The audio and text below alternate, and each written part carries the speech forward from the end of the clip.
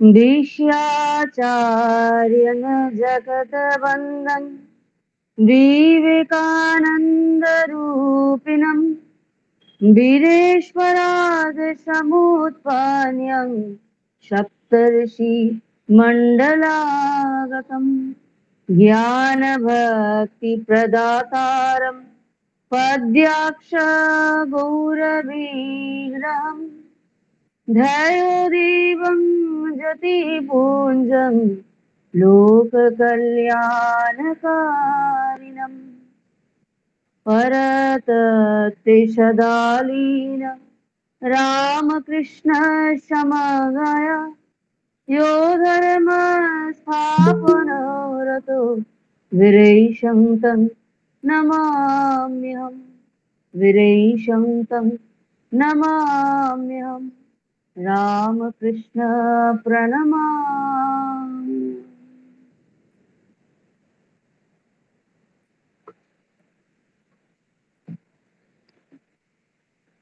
দেববাণী পাঠ এবং আলোচনা আমাদের শুরু হয়েছিল প্রায় বেশ কয়েক মাস আগে।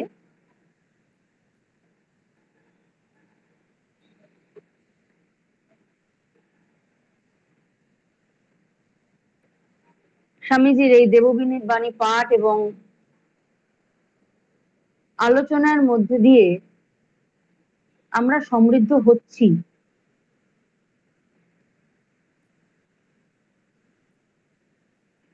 আমি পাঠ করে সমৃদ্ধ হচ্ছি এবং আপনাদের যদি আমি আপনাদের সামনে যে উপস্থাপন করছি সেটি আলোচনা কতটা আমি করতে পারছি আমি জানি না, তবে চন্দন তো যত ঘর্ষণ করা যায় তত তার সুগন্ধ ছড়ায়, এইটুকুই আমি বলতে পারবো। কারণ আলোচনা করার মতো বা তার অর্থ প্রকৃত রূপে বলার মতো ধৃষ্টতা আমার নেই, ওই যোগ্যতা এখনো অর্জন করতে কত জন্ম লাগবে আমি জানি না। তবু আমরা চেষ্টা করছি, ওই চন্দন ঘষে চলেছি। চন্দন ঘষলে তার নিজস্ব ধর্মই সুগন্ধ ছড়িয়ে দেওয়া, এবং সেটি হচ্ছে। গতদিন আমাদের পাঠ শুরু হয়েছিল সোমবার 29শে জুলাই প্রাতঃকাল, সেই পাঠটি আমাদের চলছিল। সেই দিনের পাঠটি সেটি আমাদের সম্পূর্ণ হয়নি। আজ গতদিন যেখানে শেষ হয়েছিল সেখানে স্বামীজি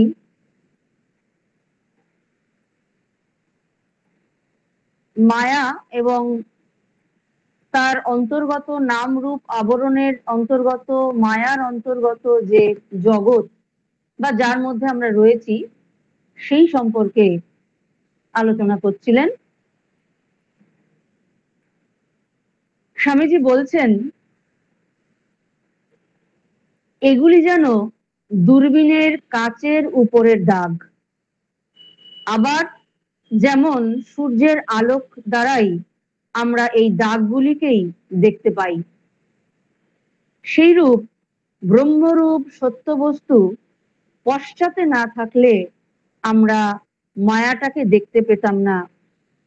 স্বামী বিবেকানন্দ বলে মানুষটা ওই দূরবীনের কাচের ওপর একটা দাগ মাত্র।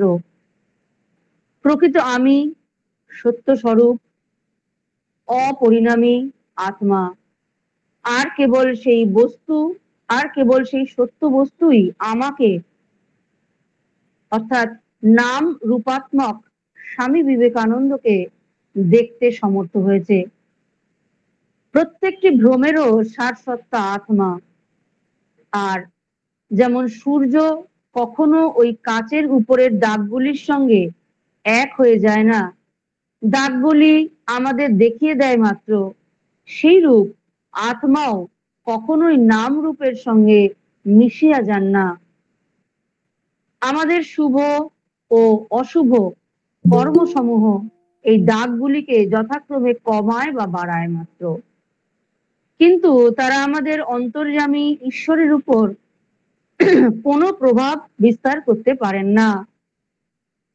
মনের দাগগুলি সম্পূর্ণরূপে পরিষ্কার করে ফেলো, তাহলেই আমরা দেখব আমি ও আমার পিতা এক।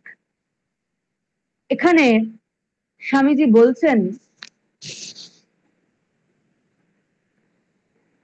এই যে নানান মায়া এবং গত দিন পাঠে স্বামীজির যে উল্লেখিত আমরা কার্ডবোর্ডের ঘটনাটি উল্লেখ করছিলাম, যে কার্ডবোর্ডের মধ্যে একটি যদি ছোট ছিদ্র করা যায় এবং তার এপারে বা এপারে চোখ রাখা যায় এবং ওপারে যদি একটা ছবি রাখা যায়, তাহলে একটা পরিষ্কার ধারণা হবে। ছবিটা একটু এদিক ওদিক করলে আমরা ফুটোর মধ্যে দিয়ে যখন সোজাসুজি থাকছে দেখতে পাচ্ছি, যখন এদিক ওদিক হচ্ছে তখন সেভাবে দেখতে পাচ্ছি না। কিন্তু যদি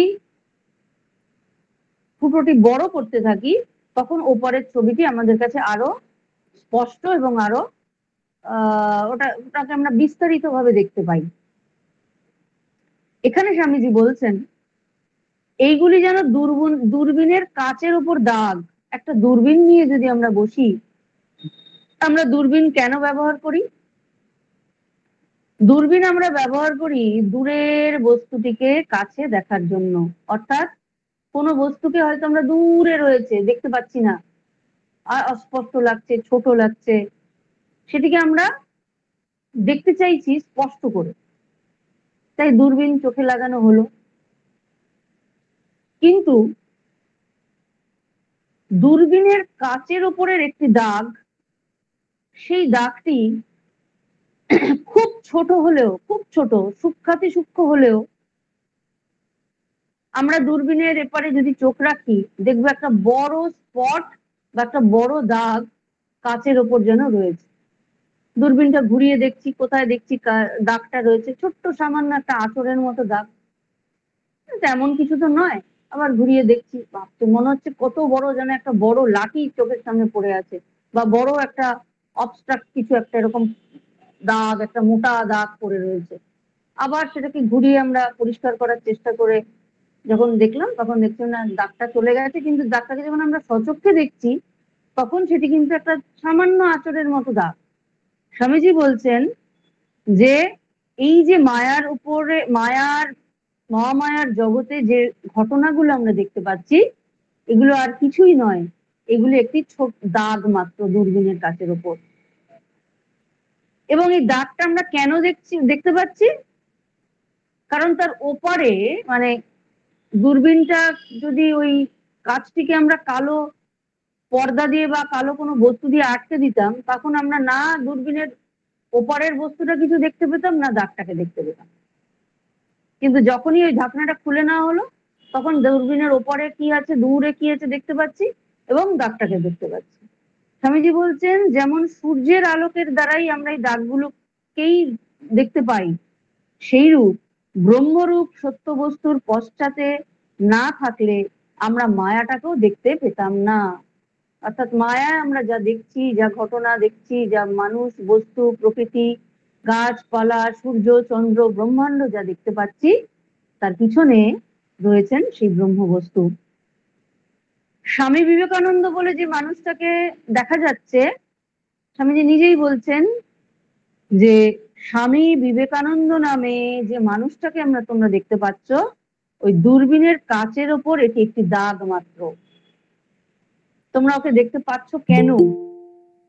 কারণ তার পেছনে ব্রহ্ম বস্তু আছে। প্রকৃত আমি সত্য স্বরূপ অপরিণামী আত্মা, আর কেবল সেই সত্য বস্তুকেই আমাকে, সত্য বস্তুই আমাকে, অর্থাৎ স্বামীজির কথা বলছে, স্বামী বিবেকানন্দকে দেখতে সমর্থ করছে। আমার পেছনে সেই চিরন্তন সত্য বস্তু আছেন, তাই তোমরা আমাকে দেখতে পাচ্ছ। প্রত্যেকটি ভ্রমের সারসত্তা আত্মা। আর যেমন সূর্য কখনো কাচের উপরের দাগগুলির সঙ্গে এক হয়ে যায় না, ওই যে বলা হচ্ছে যে দাগটা কখন দেখতে পাই, যখন তার পেছনে সূর্যের আলোটা পড়ে। এখানে যদি আমরা একটি চশমা কথা ভাবি, প্রত্যেকেরই প্রায় আমাদের এখন চশমা, কারণ আমাদের এখন দূরদৃষ্টি সম্পন্ন আমরা হতে চাইছি, কিন্তু হতে পারছি কোথায় জানি না। যাই হোক, আমাদের চোখে চশমা রয়েছে। এই চশমার উপরে একটা দাগ যদি পড়ে কখনো, আমরা সেই চশমা দিয়ে উল্টো দিকটা দেখতে যাচ্ছি বা পড়তে চাইছি বা কিছু হচ্ছে, তখন আমরা কি করব? চশমাটা খুলে একটু পরিষ্কার করে নেব, কারণ চোখের সামনে একটা দাগ দেখা যাচ্ছে। তো তাই চশমার উপরে যে দাগটা সেটা একটু পরিষ্কার করে নিয়ে এবার যখন আমি দেখবো তখন স্পষ্ট দেখছি, কিন্তু দাগটা দেখতে পাচ্ছিলাম কেন? কারণ চশমার উল্টো দিকে সূর্যের আলো ছিল। এই সূর্যের আলো ছিল বলেই দেখতে পাচ্ছিলাম।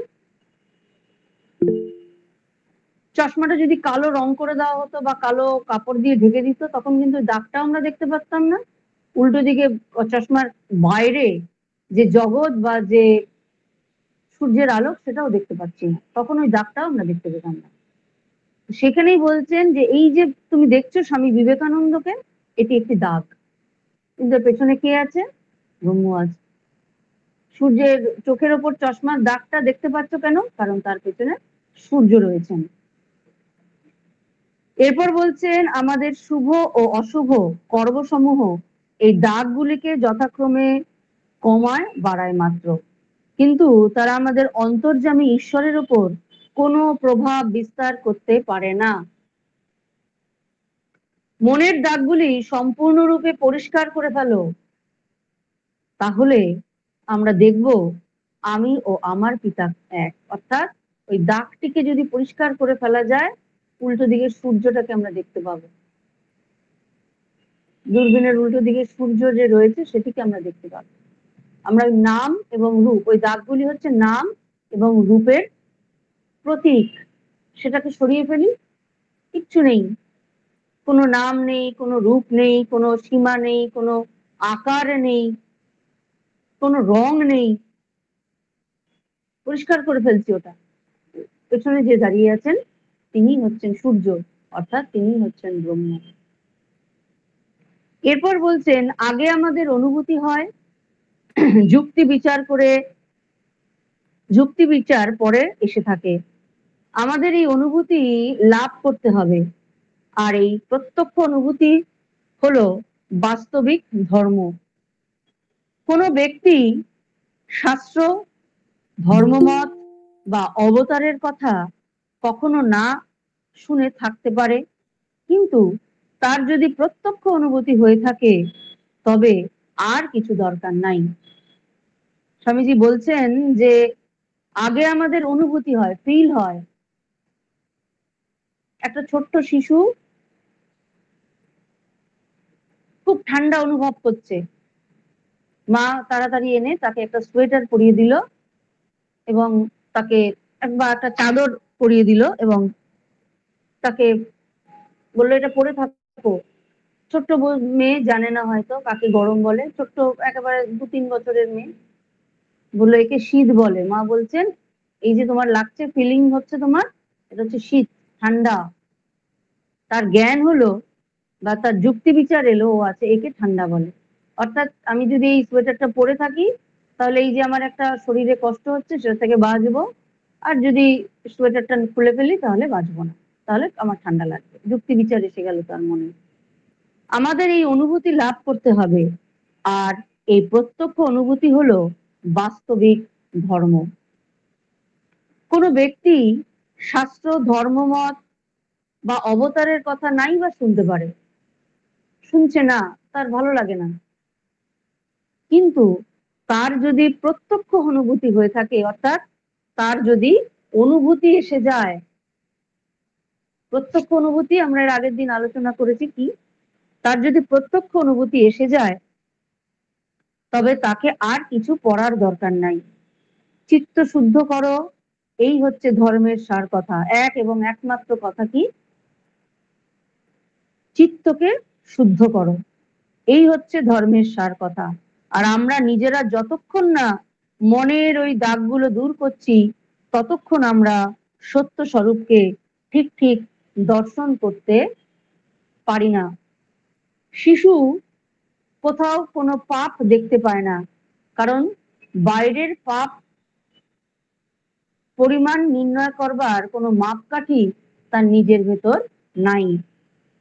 তোমার ভিতর যে দোষগুলি আছে সব দূর করে ফেলো, তাহলেই তুমি আর বাইরের কোনো দোষ দেখতে পাবে না। ছোট ছেলেদের সামনে চুরি ডাকাতি হয়ে যাচ্ছে, তার কাছে এর কোনো অর্থই নেই, সে এর কিছুই বোঝে না। ধাঁধার ছবির ভিতর লুকোনো জিনিসটা একবার যদি দেখতে পাও তাহলে পরেও সর্বদাই দেখতে পাবে। এইরূপ যখন তুমি একবার মুক্ত ও নির্দোষ হয়ে যাবে, তখন জগৎ প্রপঞ্চের ভেতর তুমি মুক্ত ও শুদ্ধতা ছাড়া আর কিছু দেখতে পাবে না। এই মুহূর্তে হৃদয়ের গ্রন্থি সব ছিন্ন হয়ে যায়, সব বাঁকা চোরা সিধা হয়ে যায় এবং জগৎ প্রপঞ্চ স্বপ্নের মতো মিলিয়ে যায়। আর ঘুম ভাঙলে ভেবে আশ্চর্য হয়ে যে কি করে এই সব বাজে স্বপ্ন আমরা দেখছিলাম। স্বামীজি বলছেন, যা আছে আমাদের মনে, যে যেই চশমা পরে জগৎটিকে দেখবে তার কাছে সেইভাবেই জগৎ উপস্থাপিত হবে।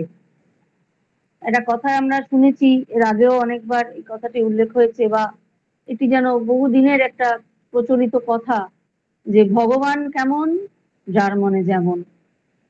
সে একটি ঘটনার কথা, একটি গল্প বলেছিলাম যে হচ্ছে আমরা অনেক সময় অনেক প্রবাদ বাক্য শুনে থাকি বা প্রচলন কথা শুনে থাকি যে ভগবান কেমন যার মনে যেমন। সেই ক্ষেত্রে আমি এই গল্পটার এর আগেও একবার বলেছিলাম, সেটাই আজকে রিপিট করছিলাম, যে একটি ছোট্ট ম্যাথরের ছেলে,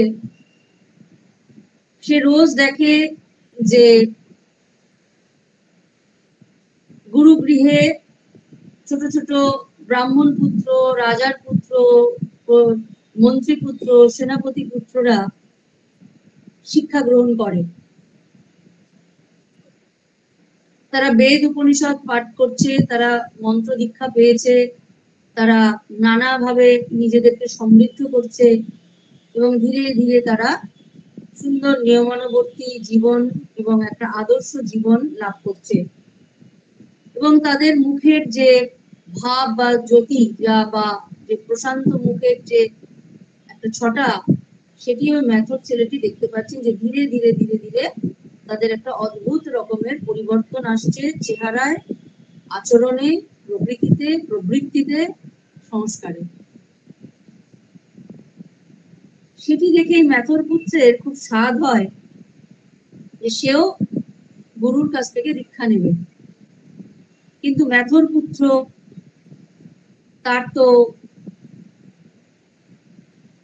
গুরু গৃহে প্রবেশের কোনো অধিকার নাই, তাই সেই গৃহের বাইরের যে সীমানা, সেই বাইরে থেকে বসে সে নানান রকম ধর্ম কথা শোনে, ভাগবত কথা শোনে এবং খুব মনে মনে স্বাদ হয় গুরুজির কাছ থেকে সে দীক্ষা নেবে।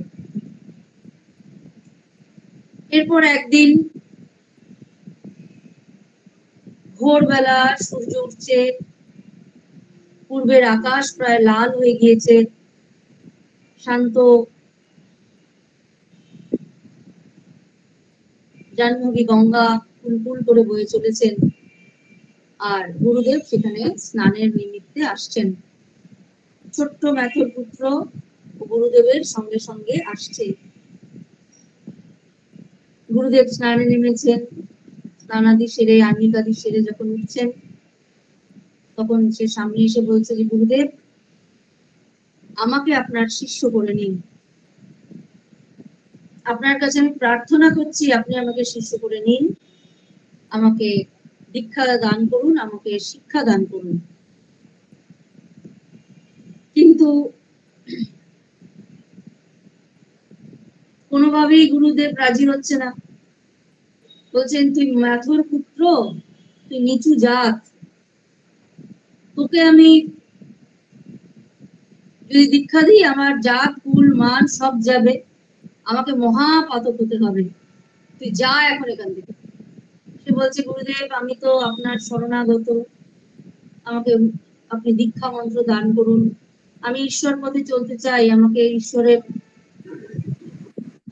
গুরুকরণ না হলে ঈশ্বর পথে চলা খুব কঠিন, আপনি আমাকে দীক্ষা দিন। বলছে, না তুই যা এখন, কিছুতেই আমার সামনে আসবি না, তোর ছায়া আমার শরীরে যদি পড়ে আমাকে মহাপাতক হতে হবে এবং আমি আমার জাত থেকে বহিষ্কৃত হবে। যা বাচ্চা ছেলে চলে গিয়েছে, কিন্তু সে কিন্তু তার ইচ্ছা এবং অধ্যবসায়টা বজায় রেখেছে। প্রতিদিন গুরুদেব যখন গঙ্গা স্নানে আসেন, ও কিছু কিছু আসে, বসে থাকে।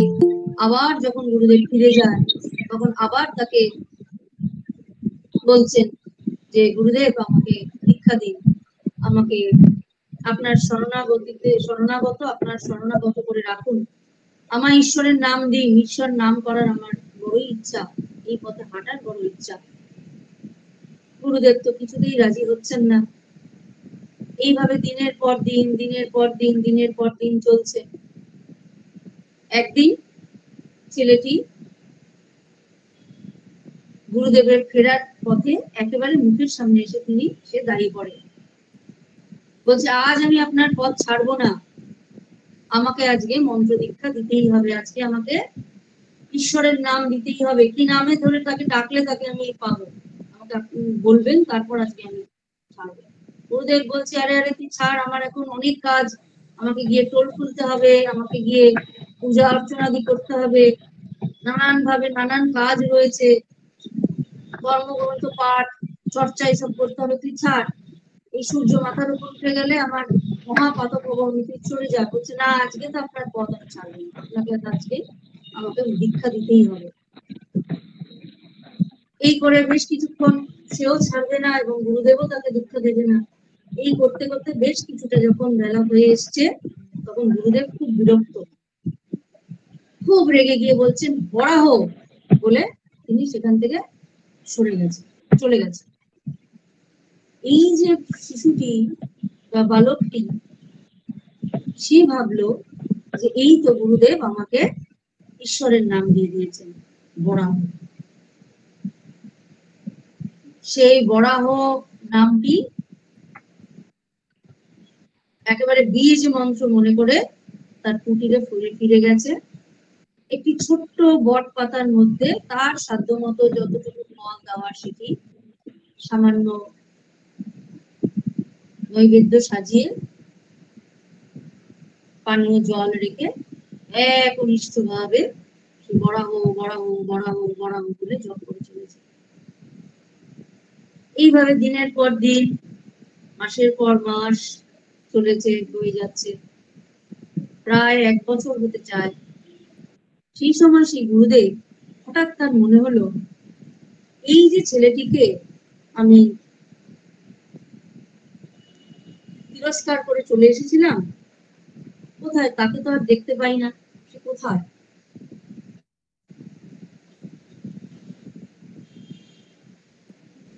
খুবই একটু কিউরিয়াস হয়ে সেই গুরুদেব গুটি গুটি পায়ে সেই ম্যাথরের কুটিরের সামনে উপস্থিত হয়েছে। উপস্থিত হওয়ার সঙ্গে সঙ্গে সেই বালকটি দেখেছেন তার গুরুদেব এসেছে, ছুটে বেরিয়ে এসছে, গুরুদেব করে তাকে সাষ্টাঙ্গে প্রণাম করে বলছেন, গুরুদেব আপনি আমার গুরু, আপনি আমার পথ প্রদর্শক, আপনি আমার সব। আপনি যদি আমাকে দীক্ষা না দিতেন, এই দীক্ষা মন্ত্র না দিতেন, নাম না দিতেন, আমার তো জীবনটা সম্পূর্ণরূপে দিশাহীন হয়ে চলছিল। তাই আপনার কাছে আমি চিরকৃতজ্ঞ। বলুন গুরু দক্ষিণার স্বরূপ আমি আপনাকে কি দিতে পারি? গুরুদেব বলছেন, দীক্ষা মন্ত্র? তোকে আমি দীক্ষা মন্ত্র কখন দিয়েছি? তোকে আমি নাম কখন দিয়েছি? বলছে আপনি দিয়েছেন? বলছে না না, কিছুতেই হতে পারে না, তোকে নাম দিয়ে কি আমি জাত কুলমান সব খোয়াবো নাকি? তুই একটা ম্যাথরের ছেলে। বলছে না গুরুদেব, আপনি দিয়েছেন, এবং সেই নাম ধরে ডাকি বলেই ভগবান আমার সামনে কাছে আসেন, আমার নিবেদন করা যে নৈবেদ্য সেটি গ্রহণ করেন। দূর, এতদিন ধরে আমি ধ্যান তপস্যা করছি, আছে কারোর বোধ একটু অডিওটা অন রয়েছে, সেটা একটু বন্ধ করলে ভালো হয়। সাউন্ড আসছে।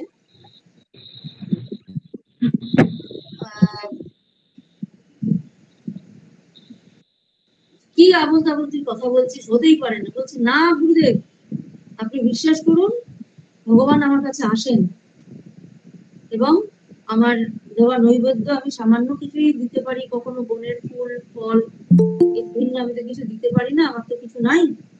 তিনি কিন্তু এটা আমাকে, আমার নৈবেদ্য গ্রহণ করেন, আমার সাথে কথা বলেন। ধুর, তোর ছেলে কোথায়, তোর কাছে আসবে ভগবান? আমি এতদিন ধরে একটা নৈষ্ঠিক জীবন যাপন করছি, নৈষ্ঠিকতার সাথে আমি সমস্ত রকমের আচার অনুষ্ঠান পালন করছি, আমি ধর্মাচরণ করছি, আমি তাকে এখনো এই চোখে দেখতে পেলাম না, তুই ভগবানকে দেখতে পাচ্ছিস? বলছে হ্যাঁ মহারাজ, হ্যাঁ গুরুদেব, আমি দেখতে পাচ্ছি। কি নাম ধরে রাখিস তুই? বলছে যে আপনি আমাকে যে নামটা দিয়েছিলেন, কি নাম? বরাহ। বলছে ধুর, এই বরাহ তো তোকে আমি গালিগালাজ করলাম, তুই আমার রাস্তা ছেড়ে দাঁড়াচ্ছিস না, সেই জন্য তোকে এই গালিগালাজটা করেছিলাম, এটা তোকে তো আমি নাম দিইনি। না গুরুদেব, আপনি এই নামটাই আমাকে দিয়েছেন, আপনি মনে করতে পারছেন না, এই নাম ধরেই তিনি ডাকলেই তিনি আসেন। বলছে তুই তো আমার জাতিকুল খোয়াবি, ঠিক আছে, তুই গুরু দক্ষিণা যখন দিতে চাইছিস, তুই গুরু দক্ষিণা দে, আমাকে দেখা যে ভগবান তোর কাছে আসছেন। বলছে হ্যাঁ গুরুদেব, আপনি আমি আপনি এই সময় আসবেন। তিনি এই সময়টা আমার কাছে আসেন, ঠিক সেই যথাযথ সময়, এই সময়টায় গুরুদেব ওই ছেলেটির কাছে, বালকটির কাছে উপস্থিত হয়েছে। বালকটিকে বলছে আমি লুকিয়ে থাকছি, তুই যা। ও যথারীতি সামান্য ফলাদি নৈবেদ্য সাজিয়ে এক মনে বরাহ বরাহ বরাহ বরাহ বলে জপ করে যাচ্ছে। অনেকক্ষণ অতিবাহিত হয়েছে, গুরুদেব বেরিয়ে এসে বলছে তুই কি আমার সাথে ইয়ার্কি করার জায়গা পাস না, তোমার তামাশা করছিস তুই, যত সব।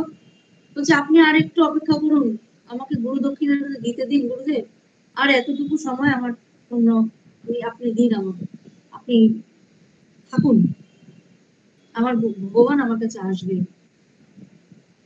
আবার সেই বরাহ বরাহ বরাহ সেই জপ করছে।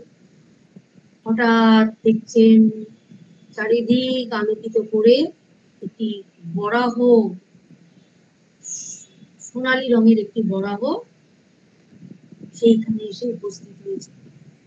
অদ্ভুত তার রূপ, জ্যোতির্ময় সেই রূপ, এবং এসে সেই যে ছোট্ট একটা বট পাতার মধ্যে সামান্য নৈবেদ্য সাজিয়ে দিয়েছিলেন, সেই ছিল এই বালকটি, সেটি গ্রহণ করছে।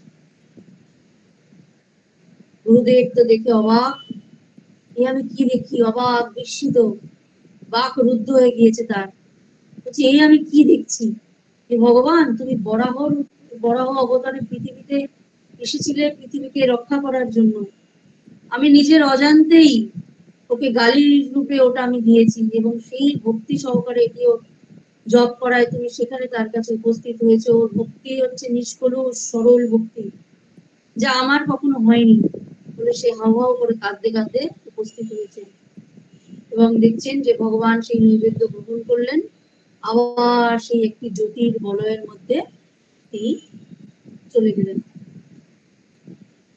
সেই শিষ্যকে গুরুদেব জড়িয়ে ধরেছে, বলছে এ আজ তুই আমাকে যা দেখালি, বহু যুগ যুগ তপস্যা করে হয়তো আমি তা কোনোদিনও দেখতে পাইনি, ভগবানকে আমি আমার সচক্ষে দর্শন করেছি, এই বরাহ রূপে তিনি দর্শন দিয়েছেন। তো এখানে বলছেন না যে যুক্তি বিচার পরে আসে, স্বামীজি বলছেন প্রথমে আসে অনুভূতি। ওই ছোট্ট বালকটির কোনো যুক্তি বিচার ছিল না, কোনো ধর্মচর্চা সে সেভাবে জানতে না, কোনো বড় বড় পুঁথিপত্র সে পড়েনি, কিন্তু তার অনুভূতি হয়েছিল। কি অনুভূতি হয়েছিল? যে ভগবান এসেছেন, তাকে যে নামে যে রূপে মানুষ দেখতে চায়, যে রূপে তাকে শ্রদ্ধা করতে চায়, যে নামে তাকে ডাকতে চায়, সেইভাবে ডাকলে, সেইভাবে তাকে হৃদয়ের আকুতি জানালে তিনি অবশ্যই আসেন। এরপর স্বামীজি বলছেন ধর্মের সার কথা হলো চিত্ত শুদ্ধ করা। এই বালকটির চিত্তটি ছিল শুদ্ধ। আর আমরা নিজেরা যতক্ষণ না মনের ওই দাগগুলোকে দূর করছি, অর্থাৎ এই পরনিন্দা, পরচর্চা, অপরের দোষ দেখা, নিন্দা করা ইত্যাদি, ততক্ষণ আমরা সেই সত্য রূপকে ঠিক ঠিক দর্শন করতে পারি না। শিশু কোথাও কোনো পাপ দেখে না, কারণ তার মনের ভেতর কোনো পাপ নাই। কারণ বাইরের পাপটার পরিমাণ নির্ণয় করবার, কোনটি পাপ, কোনটা পুণ্য, কোনটি ভালো, কোনটি মন্দ, সেটা বিচার করার বা সেই চোখ দিয়ে দেখার দৃষ্টি শিশুর তৈরি হয়নি, তাই সে সবই ভালো দেখে। তোমার ভিতর যে দোষগুলি আছে সব দূর করে ফেলো। স্বামীজি বলছেন আমাদের ভিতর যে দোষগুলি রয়েছে সেগুলি আমরা বাইরে দেখতে পাই, তাহলেই তুমি আর বাইরের কোনো দোষ দেখতে পাবে না। ছোট ছেলেদের সামনে চুরি ডাকাতি হয়ে যাক, তার কোনো অর্থই তার কাছে নেই। একটি ছোট্ট শিশু বসে আছে, হয়তো মা তাকে রেখে একটু এদিক ওদিক গিয়েছে, একটি চোর ঢুকে জিনিসপত্র নিয়ে চলে গেল, ও বুঝলোই না, ও ওর মনে খেলনা নিয়ে খেলছে। এই বলছেন যে তার কাছে এটির কোনো অর্থই নেই। ধাঁধার ছবির ভিতর লুকানো জিনিসটা একবার যদি দেখতে পাও, তাহলে পরেও সর্বদাই দেখতে পাবে। এইরূপ যখন তুমি একবার মুক্ত ও নির্দোষ হয়ে যাবে, তখন জগৎ প্রপঞ্চের ভেতর তুমি মুক্ত ও শুদ্ধতা ছাড়া আর কিছুই দেখতে পাবে না। বদ্ধ, পাপ, অবিচার, অনাচার, খারাপ ইত্যাদি গুলো তখনই আমরা দেখতে পাই যখন সেগুলোকে আমরা মনে স্থান দিই। স্বামীজি বলছেন সেগুলোকে বাদ দিয়ে দাও, একবার সেগুলো বাদ দিয়ে দাও, দেখবে তুমি বাইরে আর কিছুই দেখতে পাচ্ছ না। এইরূপ যখন তুমি একবার মুক্ত ও নির্দোষ হয়ে যাবে, তখন জগৎ প্রপঞ্চে আমরা শুধু কি দেখতে পাবো? স্বামীজি বলছেন শুধু মুক্ত আর শুদ্ধতা। সেই মুহূর্তে হৃদয়ের গ্রন্থি সব ছিন্ন হয়ে যাবে, সব গাঁট গুলো ছেড়ে যাবে, সব আমাদের সংকীর্ণতা গুলো পরিষ্কার হয়ে যাবে, সংকীর্ণতা গুলো ধুয়ে মুছে পরিষ্কার হয়ে যাবে, সব বাঁকাচোরা সিধে হয়ে যাবে। আমরা বাঁকা পথে দেখি, অনেক সহজ জিনিস আমরা অনেক সময় ঘুরিয়ে দেখি, আর এই জগৎ প্রপঞ্চ স্বপ্নের মতো মিলিয়ে যায়। আর ঘুম ভাঙলে ভেবে আশ্চর্য হয়ে যে কি করে এতক্ষণ আমরা এই স্বপ্ন দেখছিলাম। বলছেন এই জগৎ প্রপঞ্চে যে আমরা রয়েছি সবটাই স্বপ্ন। যখন ঘুম ভাঙবে তখন মনে হবে এই স্বপ্ন আমরা কি করে এতক্ষণ দেখছিলাম।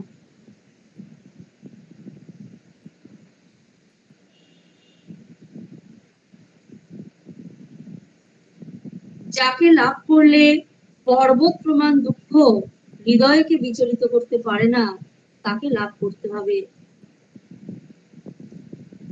এরপর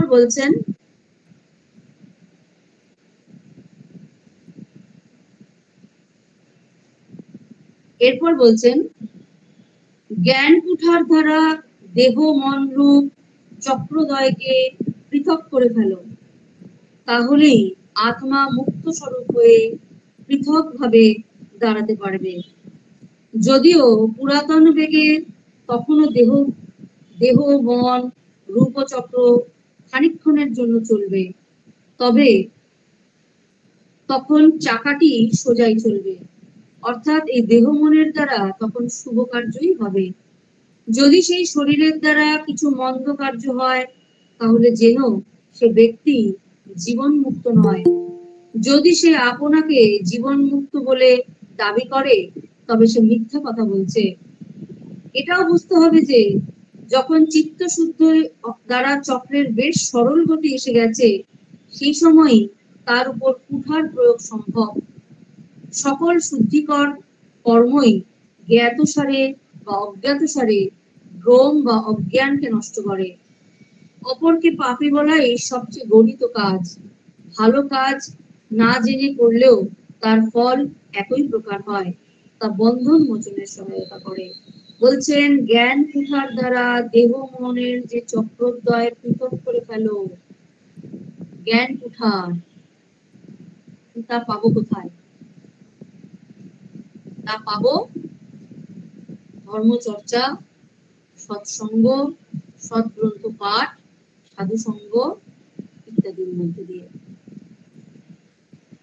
তাহলেই আত্মা মুক্ত স্বরূপ হয়ে পৃথক ভাবে দাঁড়াতে পারবে, দেহ থেকে মন থেকে পৃথক হয়ে আর দাঁড়াতে পারবে। দেহটা আমাদের জড়বস্তু, মনটাও জড়বস্তু, এবং তার সকল থেকে পৃথক হয়ে পাশে সরে দাঁড়াবে কি? আত্মা।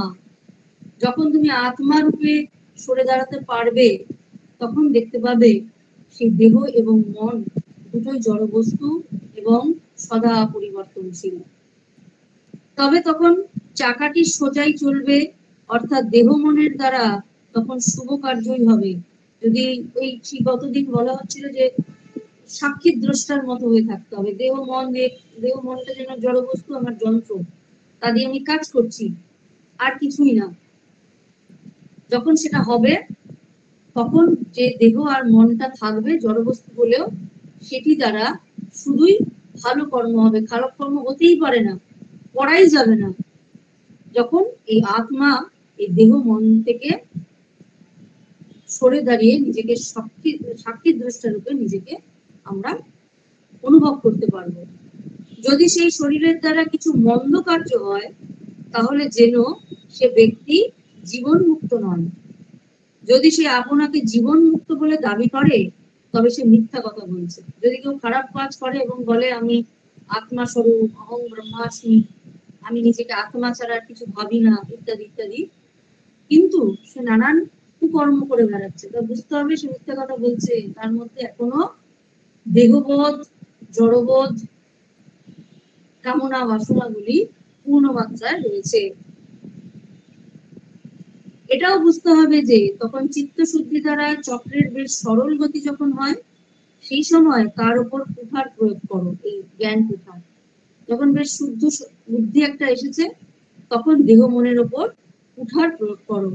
সকল শুদ্ধিকর কর্মই জ্ঞাত সারে বা অজ্ঞাত সারে ভ্রম বা অজ্ঞানকে নষ্ট করে। যে কোনো রকম ভ্রম, অজ্ঞান, কামনা বাসনা গুলোকে নষ্ট করে কে? এই জ্ঞান কুঠার। অপরকে পাপী বলাই সব থেকে বড় গর্বিত কাজ। কারণ এই পাপী যাকে বলা হচ্ছে, সেই পাপ আমার মধ্যে আছে বলেই আমি তাকে পাপী বলতে পারছি। যখন সেই পাপ মুক্ত হয়ে যাবে, তখন আমি তার পাপটা দেখতে পাবো না। তাই বলছেন সেটা সব থেকে গর্বিত কাজ। ভালো কাজ জেনে করি বা না জেনে করি, দুটোরই সমান ফল পাওয়া যায়। তা বন্ধন মোচনে সাহায্য করে। আমাদের মনের বন্ধন, আমাদের সংস্কারের বন্ধন, এগুলি মোচনে তা আমাদের সাহায্য করবে। সেটা আমরা জেনে করি অজান্তে করি, সেটা কোনো বিষয় নয়। আচ্ছা, এই পর্যন্ত যদি কারো কোনো প্রশ্ন থাকে করতে পারে।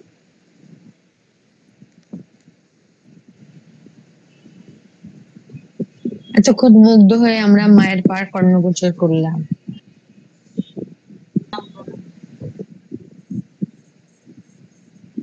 প্রণাম মা, প্রণাম। আজকের আলোচনা সভা সমাপ্তির আগে মাতাজি চরণে জানাই সকল সত্যি মন্ডলীর পক্ষ থেকে আভূমি প্রণাম। মা যেন আমাদের এইভাবে তার অভয়বাণী শোনান। ঠাকুর, মা ও স্বামীজির কাছে মাতাজি সর্বাঙ্গীন কুশল মঙ্গল ও সুস্থতা কামনা করি। উপস্থিত সত্যি মন্ডলীকে জানাই আমার সশ্রদ্ধ প্রণাম ও ধন্যবাদ। দিব্যত্রয়ীর আশিসে আমরা আগামী সপ্তাহে আবার মিলিত হব। এবার আমাদের অন্তিম নিবেদন সঙ্গীত নিবেদনে সুতপা ব্যানার্জি।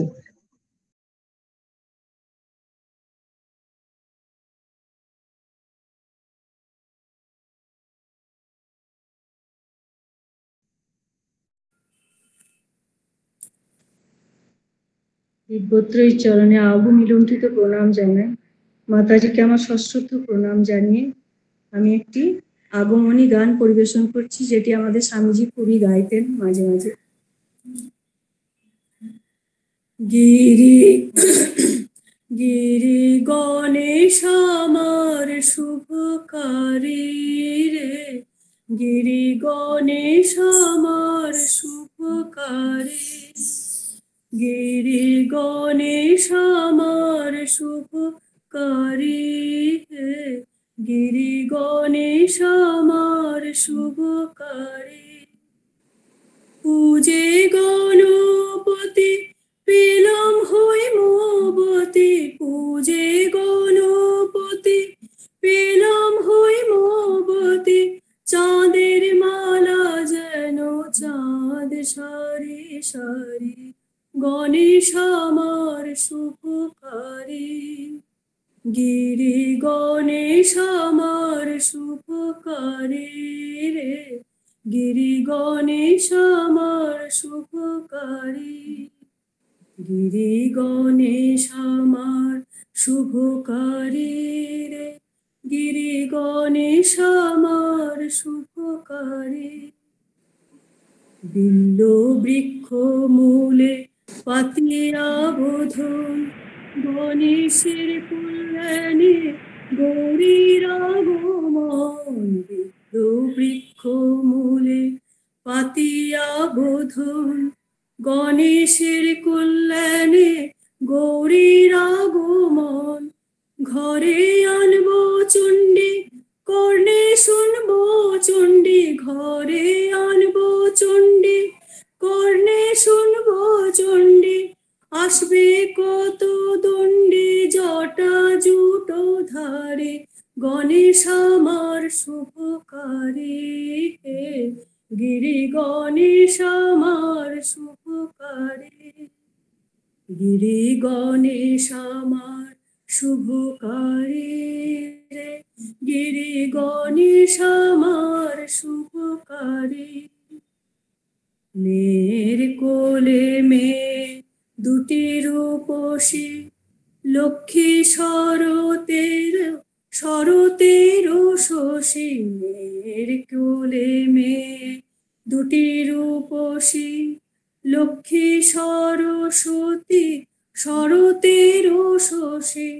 সুরেশ কুমার গণেশ আমার, সুরেশ কুমার গণেশ আমার, তাদের না দেখিলে ঝরে নয়ন বাড়ি।